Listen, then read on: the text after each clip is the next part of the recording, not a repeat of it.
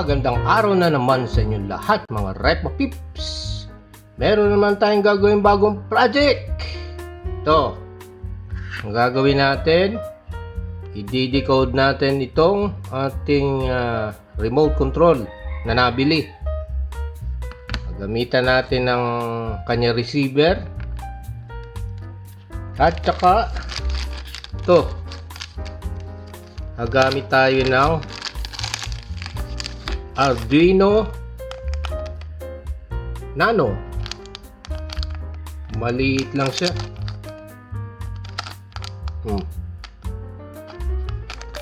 Dalawa. Tingnan natin.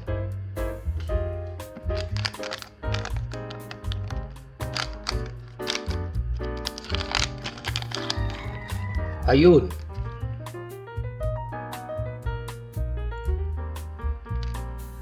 Ba, liit lang oh. Arduino Nano. Ba't may madilaw? Ano yan? Plastic? Madilaw oh.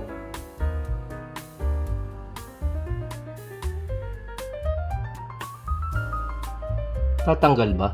Plastic? Ayun oh, ang kanyang ano to, micro USB? Parang micro USB ah. Tingnan natin. Ito yung kanya kasamang cable. Dalawa din. USB 2.0. Ano ito eh? Mini USB. Hindi siya micro, mini. Oh. Iba yung ano eh. Iba yung size nung ano dulo. Yun. Para sa kanyang programming tsaka charging. Programming. Yun yung liit ng pyesa niya. Mga pin niya. Ihinang natin ito sa gilid. Ganyan. Yan sa kabila.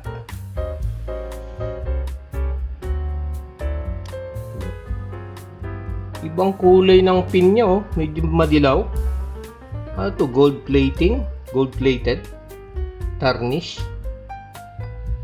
Ayun oh, ihinang dyan. Yan itsura niya. Maliit lang oh, halos kasing laki ng hintuturo. At mayroon pang para dito. Okay, ano ito? I squared C. Yun yung kanyang programming IC. Ito naman yung Atmega 328 microprocessor na IC. Liit lang niya. Yung dulo nun, USB. So, dalawang pin sa gilid. At, yun nga, yung maliit na isa. Nawala pa. Tsaka ito.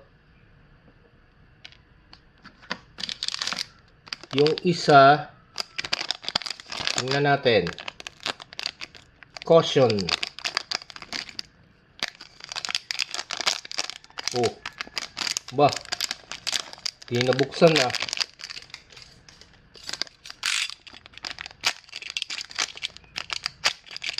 Ba't di nabuksan?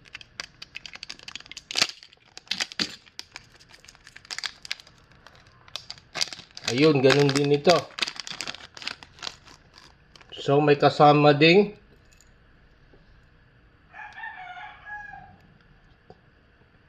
dalawang header, tsaka isa pang maliit. So, yun ang laman ng ating Nano. Tingnan natin yung kanyang ano. Meron ako ditong Arduino Uno. Malaki. Yung kanyang pang programming USB 2.0 type B. Itong hugis niya. Oh. 'Di ba? Arduino Uno, tapos yung dulo USB. Ano bang pinag-iba niya? Itong isa, mini USB. Iba yung kurte, oh. Ito, USB 2.0 Type B. Ito, mini USB. Yung sa kanyang pag mag-loading ka, upload o download. Ito, at Mega 328 microprocessor sa Uno. Dito naman sa Nano, dito yan, oh, maliit.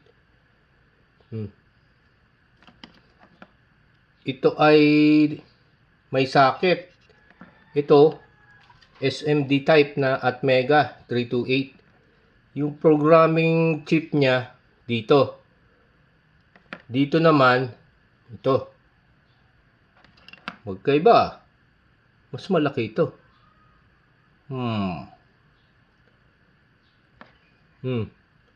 Double-sided board.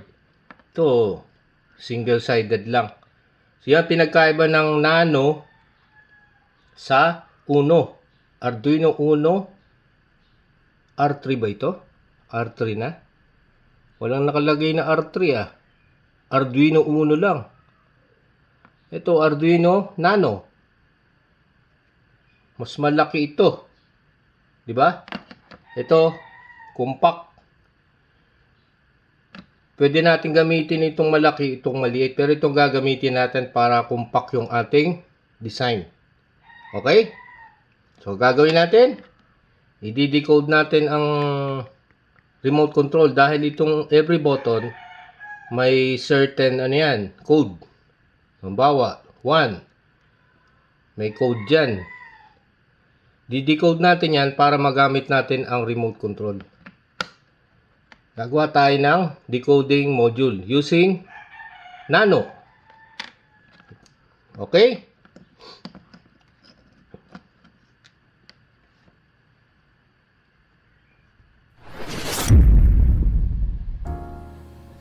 Ihinang natin ngayon ang ating board. Ilagay ko sa breadboard para madaling mahinang. So dito, gagamitan natin ng Gordak 968D. Natitimpla yung niyan, yung temperature, oh. Pindutin mo lang. Oh, yan ang kanyang settings. 268. Pag pinindot mo, titimplahin mo lang. Yan yung kanyang temperature. Doon tayo sa 290 degrees Celsius. Pindutin. Oh, yan ang kanyang temperature. Okay? Hinang natin itong ating Arduino Nano. Yung kanyang microprocessor, ito pala, 80 Mega 328P. Siya ay 32 pins. Dito sa Arduino Uno, 28. True Hole Technology. Ito naman, SMD type, nakadikit sa board. So kung tingnan natin yung kanyang data sheet.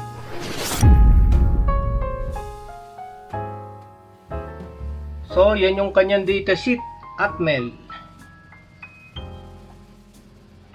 Baba natin.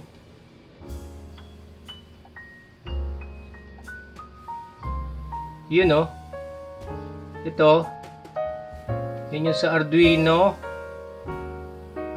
Uno. 28 pins. Dito naman, ito yung sa Arduino Nano. Itong square. Yan ang mga pins niya. Siya ay 32 pins. Okay, mga Repa Pips, ito na yung ating bagong hinang na Arduino Uno. Pati yung kanyang double pin header ay CSP. Ito yung kanyang receiver. So, meron ako ditong breadboard. Nakalagay dyan, wiring niya. Ang ginamit kong wiring dyan, ito. Straight jumper. Kaya ganyan ang kanyang breadboarding. Diba? Paano ba gumana ito? Okay. Kailangan installan natin ang program. Okay, puntahan natin si Google. Type natin Arduino. Yun, Arduino Home. Dito tayo sa software. Yan, ang ating Arduino IDE. Arduino IDE 1.8.13. Siya yung latest. Kasi yung ating Arduino Nano kailangan ng latest na IDE. Ang ating gagamitin ay itong download option Windows zip file. So yan ang ating ida-download. Download natin. Wala tayong pang-ambag, kaya just download. Just download. Ayun. Nagda-download na siya. Ano ba yan? Makikita mo dyan sa left bottom. 3 minutes. Tapos na ang ating download. Puntahan natin ngayon ang local drive C. Nandun na download. Yung ating dinownload. Sa user. Obinet. Download. Sa download. Extract natin itong Arduino 1.8.13 IDE. Extract files. Papuntang library documents. Bakit dyan? Kasi yan ang directory ng Arduino. Dyan na automatic na pumupunta. Dito sa document, new folder. New folder tayo. Yun. Okay. Ayan. Extracting na siya.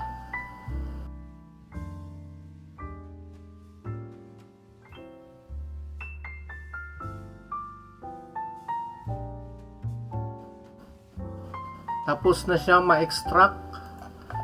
So, check natin sa library, document. Ayun, Arduino 1.8.13 Windows. Click natin, Arduino.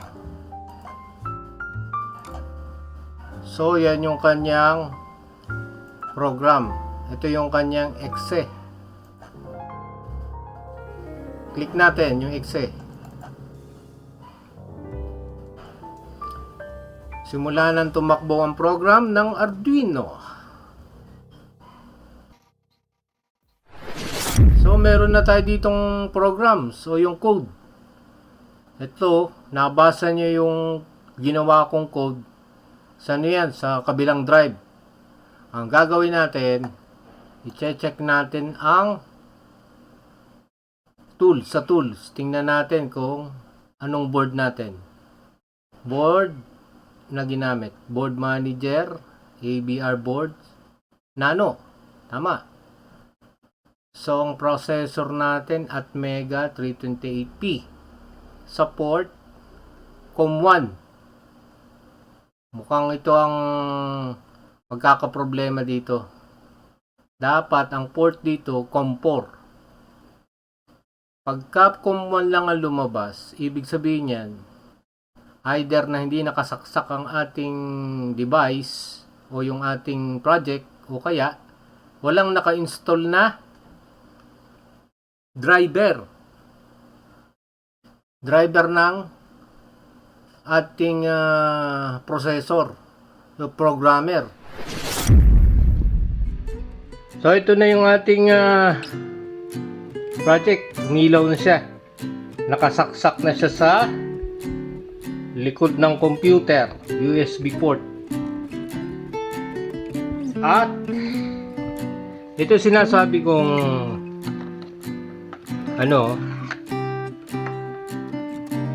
yung programmer niya. Ito. Siya ay CH340G. Programmer yan. Dito naman sa Uno, yun o, yung maliit na yan.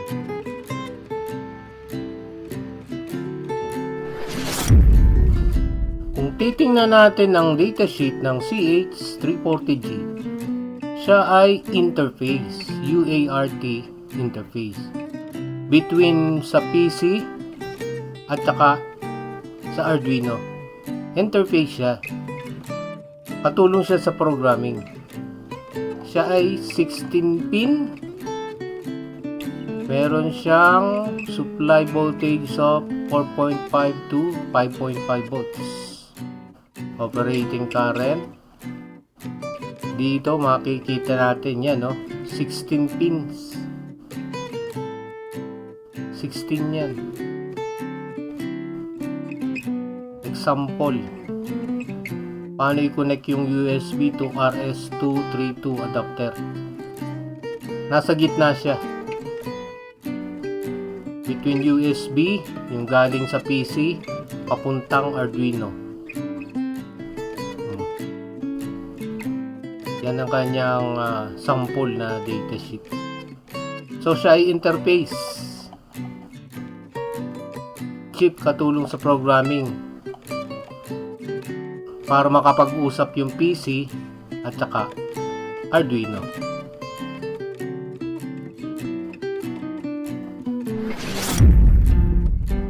Check natin. Compile.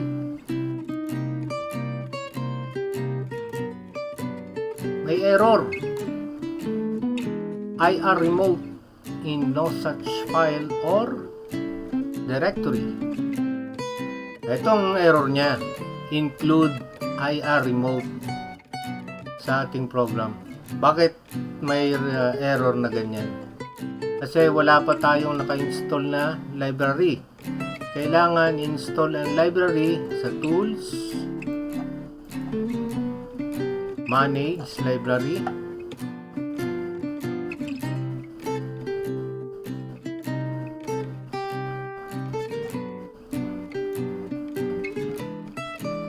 search natin.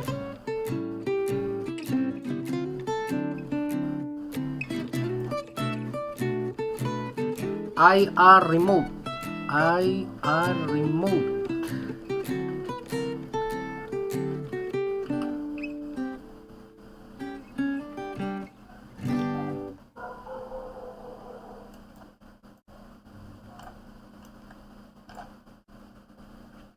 IR remote.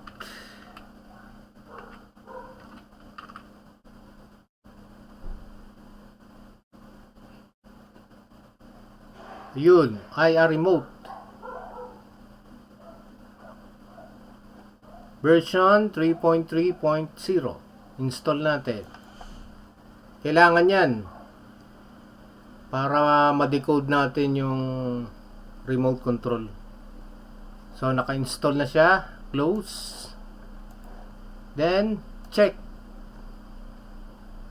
Check natin. Compile natin.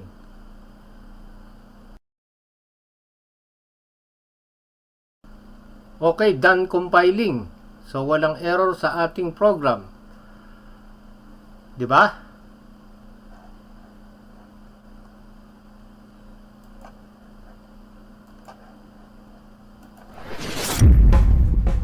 Balikan natin ang ating Arduino IDE. Kulang tayo ng program. Ito, Windows 7 and newer. Yan yung exe. Just download. Okay, tapos na ang downloading. Arduino exe. Shown in folder. Yun o. Ito yung kulang natin. Check na natin yung program. Compile natin. Ayun. May error pa rin. Ang gagawin natin, re-reset natin ang ating Nano.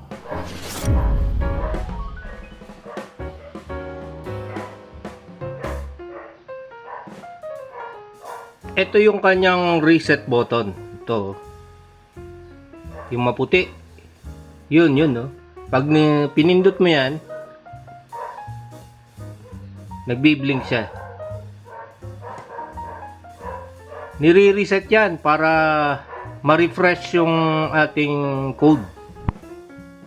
Yung ating coding. So ito yun. Yung puti. Balik. Compile. Done. Uploading. Gumagana na yung ating module. Done uploading na. Tingnan naman natin ang kanyang circuit diagram. Tingnan natin. So dito, ang gagawin natin, titingnan natin yung daloy ng kuryente sa ating Arduino Nano PC. Paano ba mag-communicate ang PC, yung ating computer sa Arduino Nano na mayroong receiver? Ito yun. At ito na. Buo na ang ating module. Yan ay itsura niya. Siya ay decoder. Nakakalas yan. Yun yung receiver niya. At yung ating Arduino Nano nakahinang perf board na double-sided ginamit ko, kulay green. Balik mo lang, snap yung receiver. Yan ang ating module.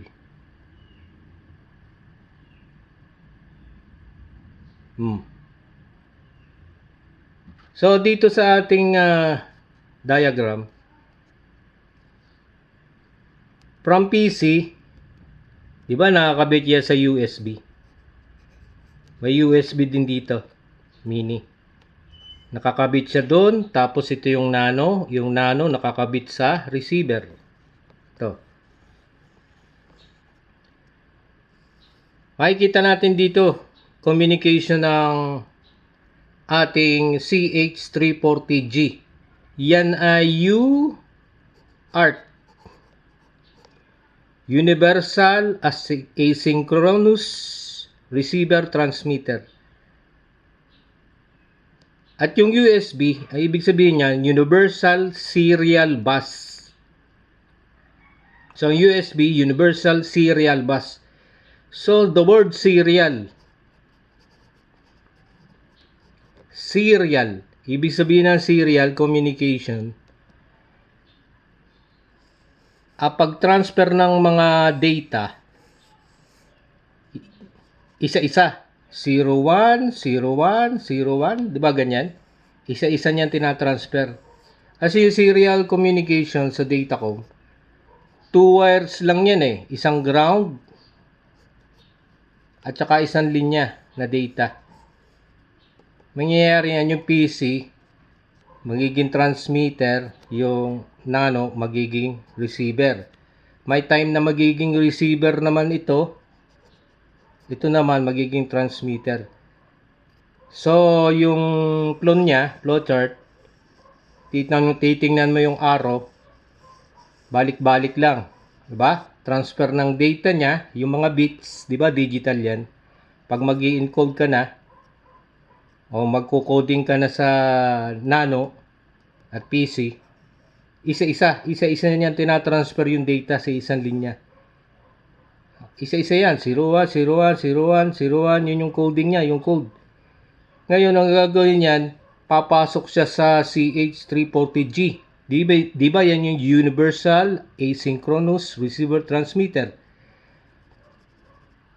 Ang gamit ng 340G, nasa gitna siya nung processor at Mega 328P ng Nano.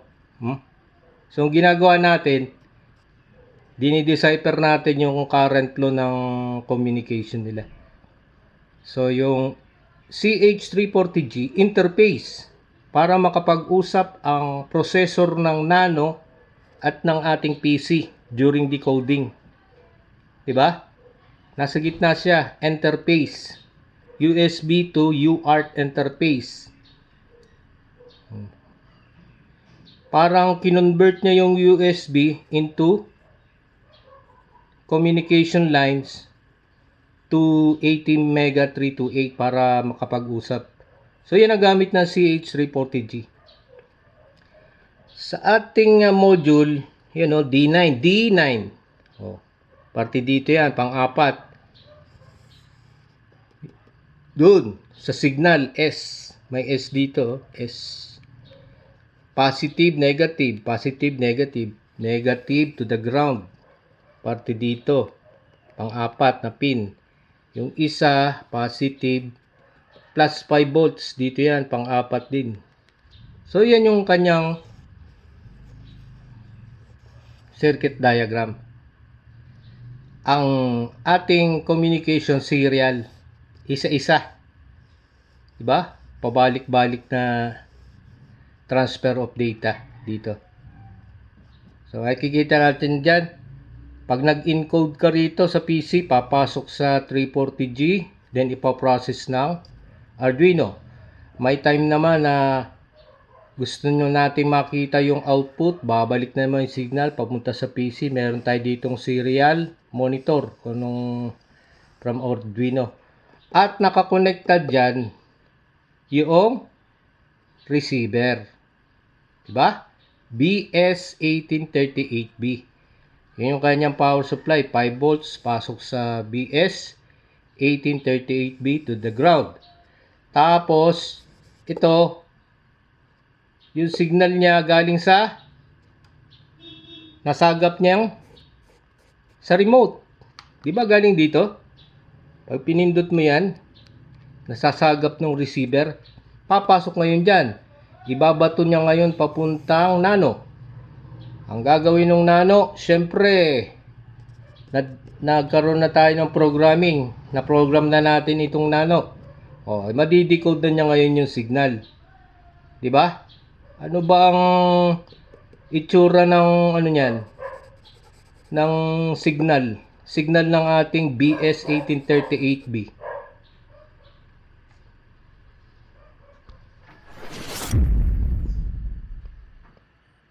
So, ito naman ngayon ng ating setup. Ito, meron tayo dito battery. You know, yan ay power bank na ginawa ko. Power bank yan. USB nakakonekta sa Arduino. Diba? Nakakonekta sa Arduino. And then, yung receiver natin, IR receiver, papuntang Arduino. Ang oscilloscope natin nakakonekta sa out ng receiver. Di ba out papunta dun, oh. Yun. Ito 'yan.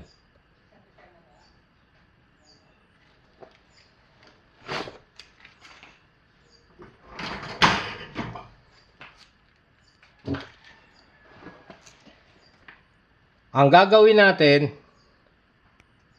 titingnan natin kung ano yung signal galing sa out ng infrared receiver. Ito, makikita natin yung waveform dito sa oscilloscope. Sa out ng infrared receiver. So, ang gagawin natin, gagamitan natin ng remote. Di ba naka-ano na yan, naka-program na? Infrared remote control. Testingin natin, paano ba pag-testing kung okay ang ating remote. Tapat mo lang sa camera, pindutin, ayun, umiilaw. Di ba? Eh, kita mo? May mga pulse. Hindi siya, Malakas yung sagap nung nung sensor. Kahit hindi nakatapat sa kanya, yun ayun, wala dito. Basta nagbabounce yung signal. Yun gagawin natin, pindutin natin. Yun umiilaw. Ibig sabihin yan, may nasasagap siyang signal. So, bawat key, meron niyang nadidecode na signal. Binary digit bit o signal. Yun So, sa key 1, button 1,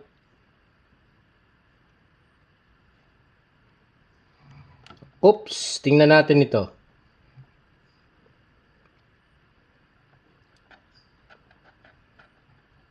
Makikita mo yan Yan yung kanyang nasagap na signal. Siya ay decoded na.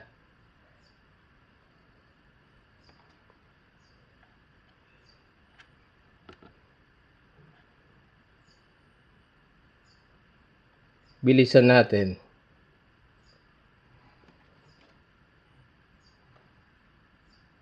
So dito sa ating oscilloscope, ang ating division 2 volts per division. So siya ay isang division, dalawa, bali 4 volts plus kalahati, mga 5 volts, di ba? 5 volts yung supply from power bank.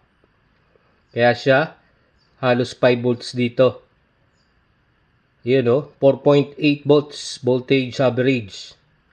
4.8, 12 volts. Kulang-kulang na 5 volts. Pag pinindot mo yan,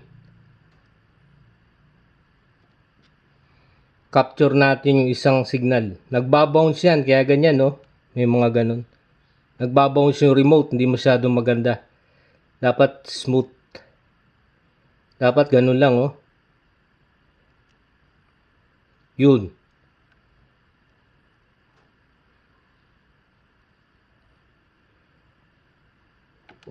Yan.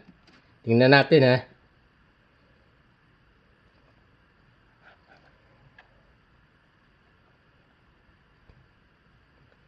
Hindi pa rin. Bilisan pa natin.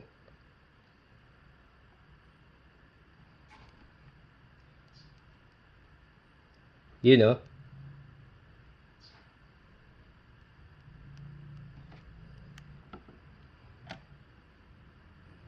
Lakihan natin.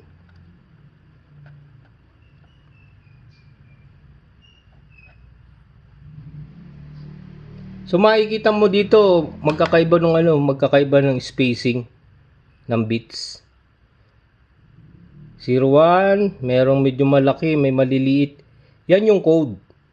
Code yan.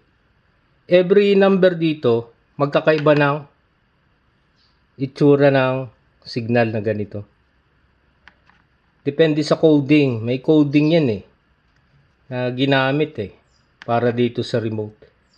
Pero yung ating Arduino, na-decode na niya yan. Madi-decode natin yan sa serial monitor ng ating program. So pag pinindot ko naman kung yan ang waveform ng number 1, sa number 2 naman,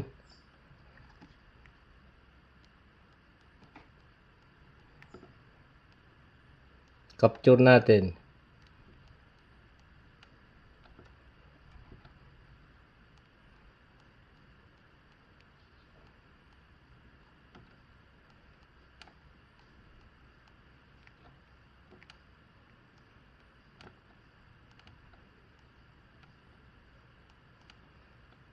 Yun. Iba din na itsura niyan. Magkakaiba ng spacing. Depende sa coding.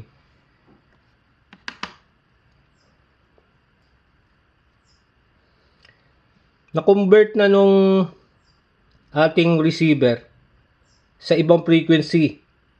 Yung according to theory, 38 kilohertz na carrier signal ng remote control. Hindi na siya 38 kilohertz. Siya ay lower than 555 hertz. So kinonvert na nung receiver yung 38 kilohertz sa mababang frequency. On off, on off, on off. Kasi dumaan na siya sa kanyang circuit. IC yan eh. Di ba? Dito. Dumaan na siya dyan. Papuntang oscilloscope.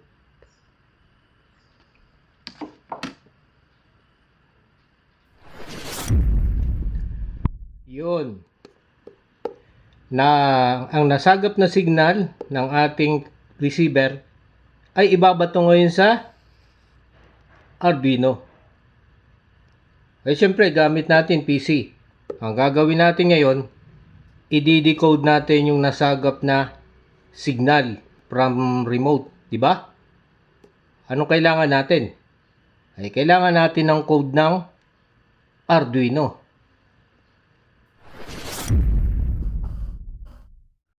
Nandito na tayo ngayon sa ating coding code ng Arduino. Binuksan ko na. Okay. Ngayon dito, check natin sa tools. Tools, makikita mo dyan, COM6 na bago. Dahil depende yan sa port ng computer natin. Okay? At saka dito, may programmer, Arduino ISP.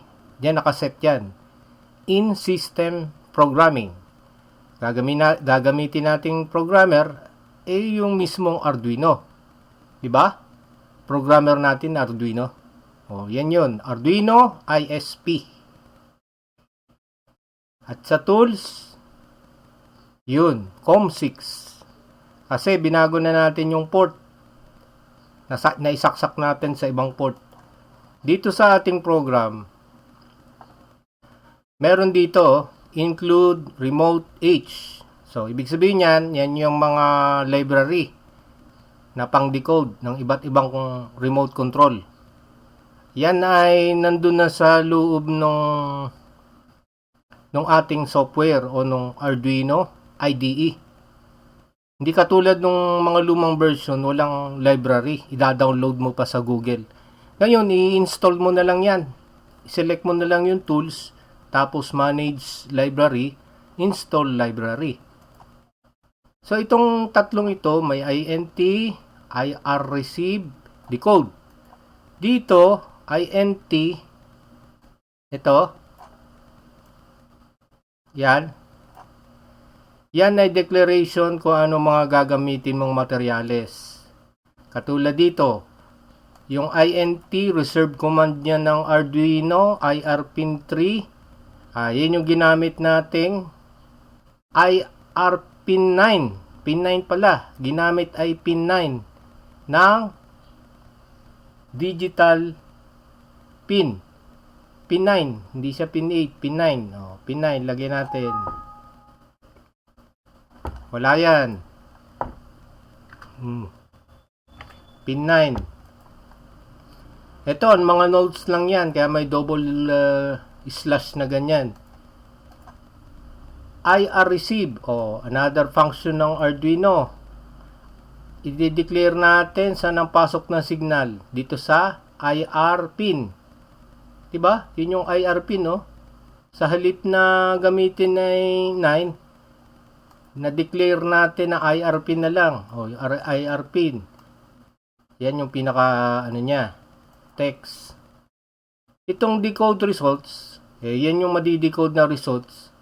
Library function niya ng Arduino. Hindi yan yung sa mismong Arduino language. Madi-decode niya yung results. Dito, mayroong void setup at saka may void loop. Void setup, anong gusto mong gawin? Void loop, execution. Paano mo gagawin? Paikot-ikutin, pabalik-balik. So, dito sa void setup, gusto natin i-print natin sa serial. Serial begin 9600. Dito makikita pag may pinindot. Yan yung monitor. IR enable, IR in. Pagaganahin natin ang IR in. Yun na-declare natin IR pin. Ayan Pagaganahin natin yan, i-activate natin yung IR pin. Diba? Ito yun. So, once na ma-activate natin, punta na tayo sa void loop. May while function dito. While IR decode results equal 0. Pag nagkamali ka ng character dyan, tsaka spacing, hindi niya mababasa yan. Magkakaroon ng error. Kaya kung ano yung spacing yan, katulad nito, para lumabas ang result pagkapindot o mapping. So itong command na ito para lumabas yung result. Pag may pinindot ka, may lalabas na result. Serial printing, piprint natin sa monitor. Yung result in the form of hex. Hex siya. Hexadecimal number. Hindi siya binary, hindi rin siya decimal na hexadecimal number. Hexadecimal, ibang number system yan. Yan yung may letter A, B, C, D, E, F, diba? Sa number system. Delay 1.5 para hindi masyadong mag-bounce yung switch. I-delay natin ng konti. Kung hindi, magdo-double click yung ating remote. I-delay natin. Ito, IR result. Yan yung para tuloy-tuloy. IR resume. Para tuloy-tuloy yung program. Paikot-ikot. Kaya nga tinawag na void loop. Gagawin natin. I-check natin kung tama yung program. Compile. Check. Check muna.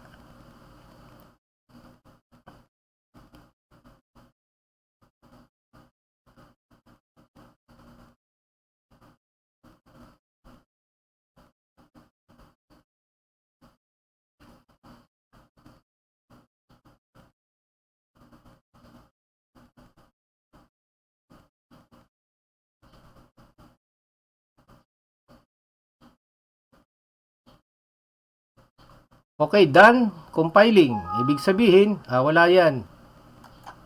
Okay, done compiling. Ibig sabihin, okay yung ating program. I-upload na natin. Compile dito sa arrow to the right. Upload na natin sa board. Kailangan, nakalagay na yung ating module sa port ng PC. Di ba nakalagay yan? Makikita dyan sa tools. COM6 nakalagay na siya. Compile natin.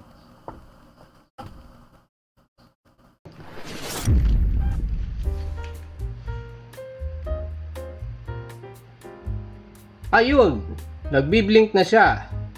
Ibig sabihin, uploaded na yung ating code.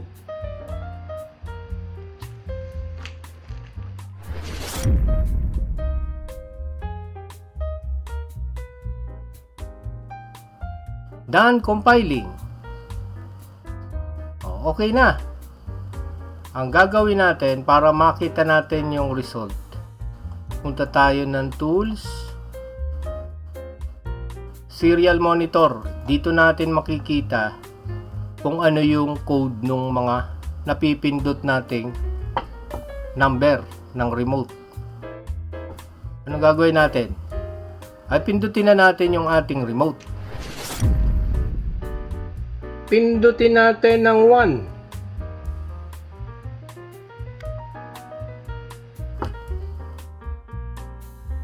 Ayun ang lumabas. FFA25D. Yan yung code nung number 1 sa remote. Sa number 2 naman, ito naman 2. FF629D. Number 3, number 4, number 5, number 6, number 7, number 8, number 9, Yan. Ilan na? 1, 2, 3, 4, 5, 6, 7, 8, 9.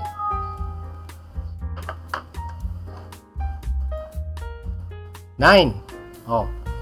At yung mga iba pang command, asterisk, 0.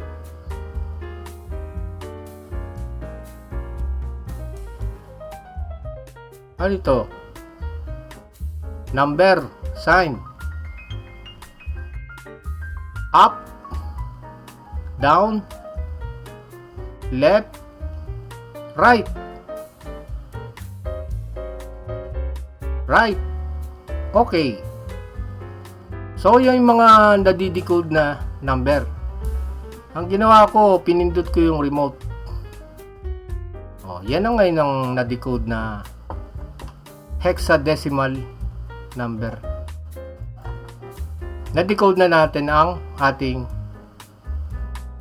remote control na nabili.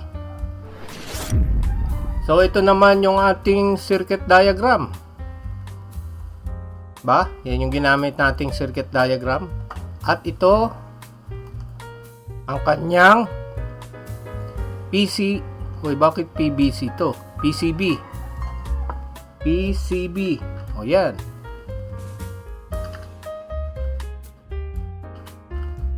PCB layout. Tapos na ang ating decoder project. 'Di ba? Thank you.